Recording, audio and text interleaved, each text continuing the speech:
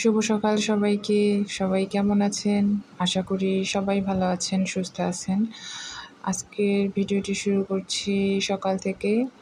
সকালেই তো বড় মেয়েকে নিয়ে স্কুল থেকে আসতেছি বাসায়। এখন বাজে হচ্ছে 9:20 মতো। বাসায় এসে তারা রুটি খাবে, তো এখন রুটি বানাচ্ছি। আর একটা সমস্যা হচ্ছে, আজকে আমার গ্যাস শেষ হয়ে গেছে, তার জন্য আমি ম্যাজিক চুলায় রান্না করতেছি। আর সেই যে কী অবস্থা! এখানে আসলে আমার ম্যাজিক চুলায় বেশি রান্না করা হয় না, সব কিছু আমি গ্যাসেই করার চেষ্টা করি। তো তার মধ্যে কতবার যে কারেন্ট চলে গেছে, ইদানিং কারেন্টের এত বেশি সমস্যা আসলে, যেটা চিন্তাও করা যায় না। তো হচ্ছে তো তাদের নাস্তা রেডি, এখন ওদেরকে নাস্তা দিয়ে দিব। ওরা হচ্ছে নাস্তা খাওয়া দাওয়ার পরে ওদের রেগুলার যা কাজকর্ম করে তাই করবে। এখন আমি দুপুরে রান্নাবান্নাটাও খুবই কষ্ট করে করেছি আজকে। তার মধ্যে আমাদের পানি লাইনের সমস্যা হয়ে গেছিলো।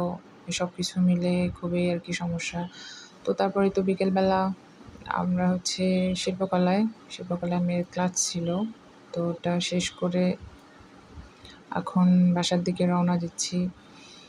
আসলে সারাদিন মেয়েদেরকে নিয়ে দৌড়ের উপরেই থাকতে হয়, এখন কিছু করার নেই।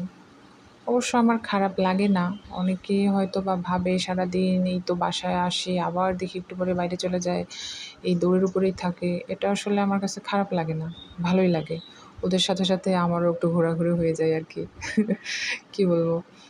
তো ক্লাস শেষ করেই তো আমরা বাসায় আসতেছি। বাসায় আসলাম, আসার পরে তো এখন রাত্রি 10টা মতো। প্রতিদিন তাদের রাতে করে বাবার কাছে ব্রাশ করে নেবে তারা দুজনেই। এখন কে আগে নেবে তার জন্যই প্রতিদিন যুদ্ধ চলে। তো আজকে টস হচ্ছে যে টসে কে জিতবে। আসলে এখন ওর বাবা বলতেছে, এখন যে টসে জিতবে সেই প্রথমে ব্রাশ করবে। তো বড় মেয়ে জিতে গেল, তার জন্য ছোটো মেয়ের মন খারাপ হয়ে গেল। তারপরে শেষমেশ বলা হলো যে ঠিক আছে, ছোটোকেই আগে করে দেওয়া হোক, ও যেহেতু ছোটো। তো তাদের আসলে রাতের খাওয়া দাওয়া কমপ্লিট, সব কিছু কমপ্লিট। বড় মেয়ে যেহেতু অনেক সকালবেলায় স্কুল, সেজন্য অনেক সকাল সকাল ঘুম থেকে উঠতে হয়। তার জন্য তাদেরকে সবসময় চেষ্টা করি 10টা থেকে 10:30টার মধ্যেই ঘুমায় দিতে। তো এই তো দেখতেই পারতেছেন, এদের বাদরামির শেষ নাই। তো সারাদিন নাচানাচি, লাফালাফি এগুলোর উপরেই থাকে। এদের